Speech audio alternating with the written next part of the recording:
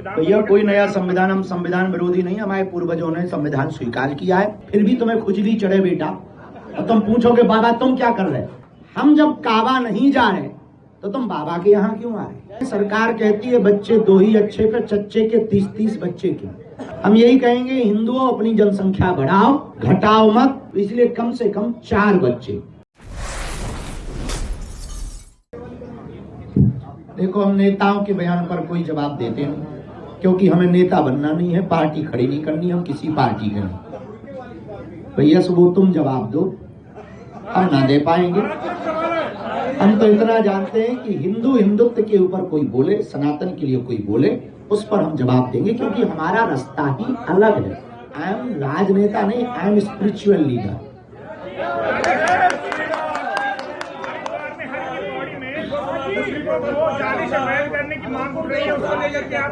जी भारत को भारत न रहने के लिए विदेशी आक्रांताओं ने हमारी भारत की शिक्षा पद्धति पर पहले प्रहार किया। और भारत की शिक्षा पद्धति में पहले गा से गणेश पढ़ाया जाता था तो बोले ये सांप्रदायिकता है, फिर पढ़ाया जाने लगा गा से गधा, बोले ये बढ़िया है। उसी कारण बच्चे भी गणेश की जगह गधे हो रहे हैं और भारत में सेकुलरिज्म का कीड़ा काट रहा। देश को बर्बाद उन्हीं लोगों ने किया जिन्हें गुरुकुलम पद्धति से दिक्कत है। भारत को यदि भारत बनाए रखना है तो हर जिले में भारत सरकार को वैदिक गुरुकुलम की स्थापना करना जरूरी है। उसके लिए हमने शुरुआत कर दी है। आप कहोगे बाबा तुम क्या कर रहे हैं? तो हम तो अस्पताल भी बनवा रहे, कन्या विवाह भी हर साल कर रहे, भंडारा भी कर रहे, फिर भी तुम्हें खुजली चढ़े बेटा और तुम पूछोगे बाबा तुम क्या कर रहे? तो एक बात और सुनो, गुरुकुलम भी खोल रहे।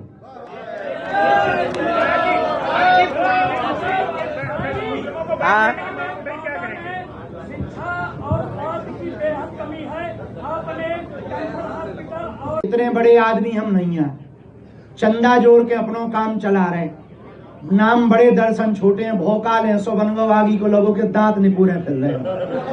पर भैया जितनों अब हमारी औकात और क्षमता है, कथा कर करके हमें जो दक्षिणा मिला उसे हर साल बेटियों को विवाह भंडारों और अस्पताल के लाने, कभी सीमेंट खरीद रही, कभी सरिया खरीद रही। हमारे पास भैया रुपया आया है, हिंदू चढ़ाते हैं, हिंदुओं के चढ़ावा से हम हिंदुओं की बेटियों का विवाह करवाते हैं। हम कोई उपकार नहीं कर रहे। हम इतना कहेंगे कि जब हम कथा करके ऐसा कर सकते हैं तो इस देश के नेताओं को और अमीर व्यापारियों को एक एक जिला गोद लेकर के हर जिले में मुफ्त का अस्पताल बनवाने का प्रण लेना चाहिए।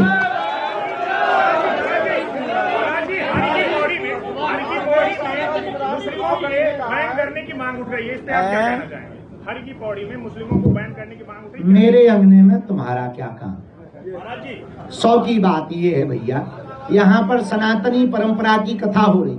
हम हिंदू मुसलमान करने नहीं आए, मुसलमानों को आना है तो स्वागत है, बुराई नहीं है, आओ तो वेलकम, तुम्हारा घर है, पुराना घर है, जान पहचान का घर है, तो आना है तो कोई बुराई नहीं है। लेकिन यदि तुम्हें हिंदुत्व से परहेज हो तो तुम्हें आने की जरूरत क्या है? घर पे ही टीवी में हमारे प्रवचन सुनो, हम ऐसा शीशा भरते हैं बेटा प्रवचनों में ही कि तुम घर पर ही फुदकोगे। दूसरी बात, हम जब काबा नहीं जा रहे तो तुम बाबा के यहाँ क्यों आ रहे?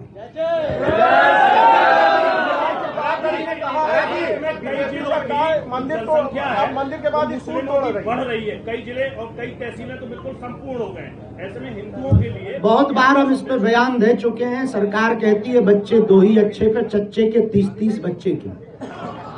हम यही कहेंगे हिंदुओं अपनी जनसंख्या बढ़ाओ, घटाओ मत। यदि अपने बच्चों की जल जंगल जमीन बचाना है, अपने बच्चों की जोरू जंगल जमीन बचाना है तो अपनी जनसंख्या बढ़ाइए। जनसंख्या हिंदू बढ़ाएंगे तो ही बढ़िया बचे रहेंगे, नहीं तो एक एक करके निपटाए जाएंगे। जो बांग्लादेश में हो रहा वो भारत में होगा, तो इसलिए कम से कम 4 बच्चे। अब हमारी शादी हुई नहीं, वरना प्लानिंग भी बताते हैं।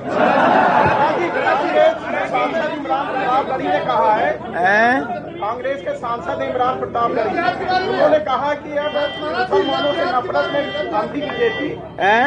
कांग्रेस सांसद इमरान प्रताप वो किसी पार्टी के नेता हैं।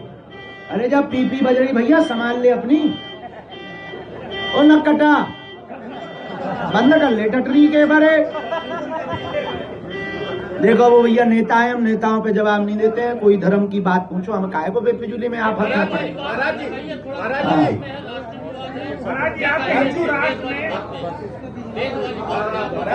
हाँ जी, वेद वाली हमने क्या गलत कह दी?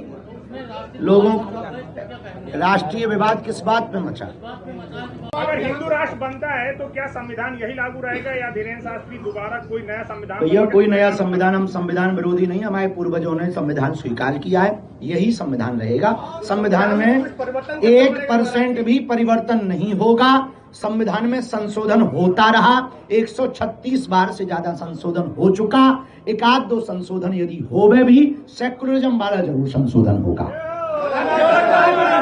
संविधान को बदलने की आवश्यकता नहीं है, संविधान यही रहेगा, यही चलेगा। और जो संविधान को मिटाने की, संविधान को बदलने की या डॉक्टर भीमराव अंबेडकर पर टिप्पणियां करते हैं, हम एक बात बहुत अच्छे से कह सकते हैं, कहीं ना कहीं ये कुंचित और छोटी मानसिकता की विचारधारा है। संविधान हम सबके पूर्वजों ने स्वीकार किया है, तो हम लोगों का भी वो दायित्व है। सनातन धर्म में रहते हुए जातिवाद कैसे खत्म किया जा सकता है? जी, सनातन धर्म में रहते हुए जातिवाद कैसे खत्म किया जा सकता है? जातिवाद, हिंदुस्तान या हिंदू कहना मात्र पर्याप्त होगा? देखो प्रभु, जातियां तो रहे पर जातिवाद ना रहे। आप पत्रकार रहो पर पत्रकारिता की निम्न स्तरता ना रहे, सीधी सी बात है। उसी प्रकार जातियां रहे, जब भाई गरीब की भी न्यूज दिख जाए, शोषण ना होवे, ब्लैकमेल ना होवे, ये पत्रकार की मानवता है। यही मानवता पे आप चलेंगे तो आप पत्रकार। हम धंधा ना धर्म का करें, यही हमारा धर्म है। उसी प्रकार जातियां रहें पर जातिवाद ना रहे।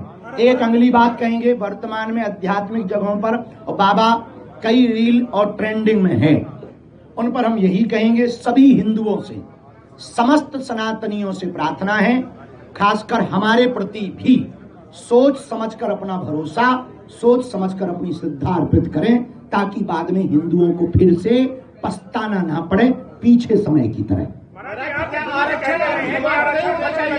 अब शेष चर्चा बाद में करेंगे, 2 बज गए हैं, कथा का समय है। सब लोग कथा में आओ, दरबार में फिर चर्चा। जय श्री राम।